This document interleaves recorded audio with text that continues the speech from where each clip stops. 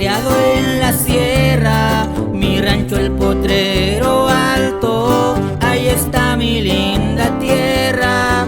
Crecí al lado de mi abuelo y también al de mi abuela.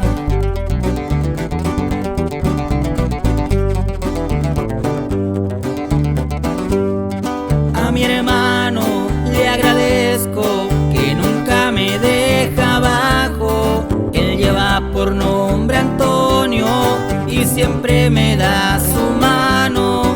Sé que por mí da la vida y yo por él sin pensarlo.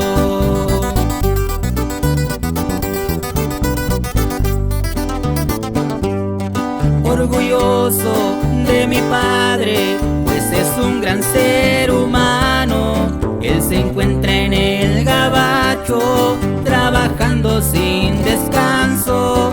A cumplir algunos sueños tenemos que esforzarnos.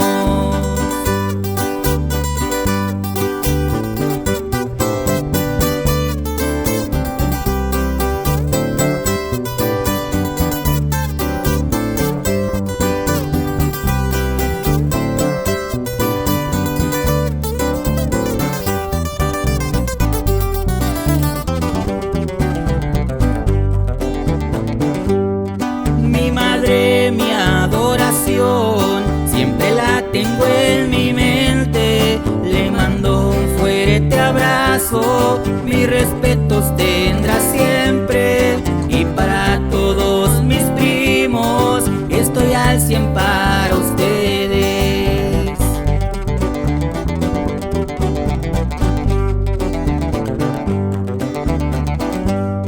Con la bendición de Dios superé enfermedades y mi San Judas Tadeo siempre oye mis oraciones. La vida da muchas vueltas y aquí andamos a la orden.